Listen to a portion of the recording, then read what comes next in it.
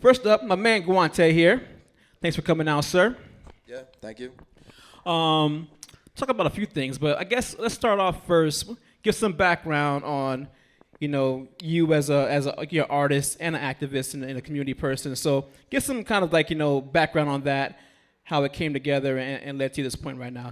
Yeah. All right, yeah. I had a lot of stuff to talk about, but it's starting with me. My name is Kyle. My stage name is Guante. I've lived in the Twin Cities for like 3 years now, so I'm not from here originally, but been rapping forever. I'm a two-time National Poetry Slam champion. I curate the Hip Hop Against Homophobia series. I coordinate a youth center in St. Paul. There's a lot of stuff, including what I'm going to talk about tonight, but I could probably go on. No, that gives us a good idea. Became rich tonight by a particular website that we have here. Oh, that we had there on the thing because it went not to sleep. We'll find that in a second. But we'll figure it out. Anyway, there it goes. mnactivist.com. We'll talk about what that's all about and how it works.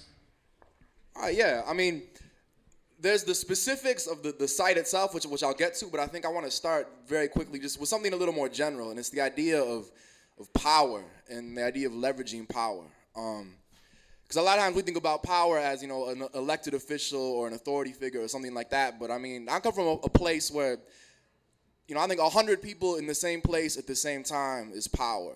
20 people in the same place at the same time is power. An artist who has access to speaking to, 300 kids every night on a tour is a powerful person. And a lot of what this project is about trying to leverage that power. Because a lot of times that power is unfocused, right? Like, maybe you go to a Brother Ali show or an I Self Divine show or whoever, and you see 300 kids pumping their fists saying like, yeah, F the police, whatever. And that's beautiful.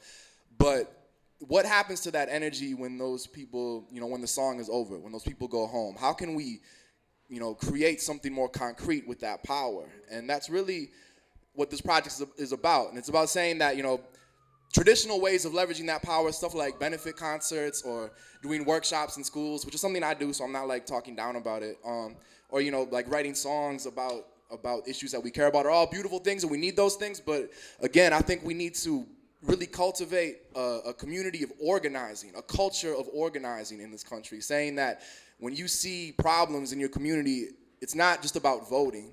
It's not just about going on your Twitter and Facebook and talking about stuff, but it's about getting together with like-minded people and organizing around that issue, thinking about what the problems are, what the solutions are. And so MN Activist is, at its most simplest form, a database of progressive organizing organizations in the Twin Cities and beyond the Twin Cities. And the idea behind it is to make it as easy as possible for people, particularly young people, but I think people in general, to plug into these organizations and actually get involved. Because another thing that I firmly believe is that people aren't apathetic. A lot of times we just don't know who to talk to. Like, I think most people most of the students I work with, most of my friends, people I know, they want to, quote unquote, make a difference. They want to get involved, but we don't always know who to talk to, how to plug in. So the website is about making it as simple and streamlined as possible to go from being, a liberal thinker to a progressive activist, to a radical, to someone who is actively taking a part in their community. For sure. You want to talk about some of the maybe key issues happening now in the community that maybe that's involved that people can find on the website? Yeah. I mean, the website, it's definitely a work in progress. So right now we have, 50, 60, 70 organizations listed, but that's just the tip of the iceberg. I mean, the Twin Cities and Minnesota in general has a long history of people doing amazing things. But, some of those things, a lot of times you talk about issues that are relevant to the hip-hop community, however you want to define the hip-hop community. But, there's an organization called Communities United Against Police Brutality who do work, like Know Your Rights workshops, who, will go out and film. And, when there's a rally or a protest or something, they'll film the police to make sure that they're behaving as far as police can behave, So that's just one example. There's a group doing public education work. There's, the movement isn't necessarily around anymore, which is unfortunate, and I think maybe there's energy to bring that back in some form. But there's a lot of, organizations doing work around social justice, around anti-racist organizing, education, public education. As mentioned, I curate the Hip Hop Against Homophobia series, and a big impulse behind that is just about putting different communities together who already overlap, but like really shedding light on that overlap and trying to make it as powerful as possible. One thing, again, when we talk about leveraging power, one thing that popped into my head, so like in 2012, in November, there's going to be a referendum on the ballot, this marriage referendum, which is saying that marriage has to be between a man and a woman. And in order to defeat that ballot, I mean, I'm not trying to push my politics on you, whatever, but in order for us to defeat that ballot, which I think is a wrong thing to do, it's going to take organizing beyond the Twin Cities. And think about who regularly goes beyond the Twin Cities and talks to large groups of people at a time. It's us, right? It's artists. People who, when you play a show in Bemidji, Mankato, Brainerd, Duluth, all of these places outside, not to mention just the inner suburbs of the Twin Cities, those are places that maybe don't have LGBTQ organizations organizing regularly, but we can spread the word.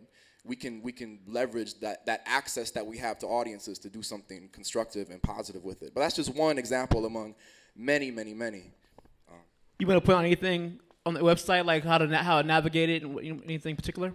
Yeah, again, the meat of it is this organizational database, which has, listing under different categories, all these different organizations with contact information, websites, when they meet, what they do. Just, again, think of it kind of like a dating website, but instead of hooking up two people, it's about hooking up you to the organization that's working on the issues you care about. But beyond that database, there's also a spot for just discussions, resources, toolkits, stuff that we don't always get to talk about. Those of you who maybe do identify as activists know that the day-to-day part of being an activist takes up so much energy and so much time. I think it's important to step back and talk about these things like, how do you avoid burnout?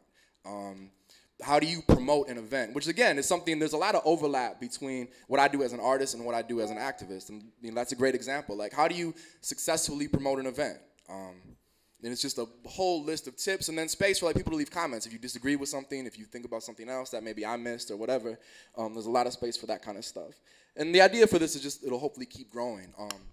A big part of why I'm here tonight is really to recruit, sponsors, supporters. And when I say sponsors, I don't necessarily mean like you're going to go and do something specific for me or play a show for free or anything like that. It's more about like, if you have a website, post a link to this on your website. And I'll post a link to you. We have that sponsors and allies page right there.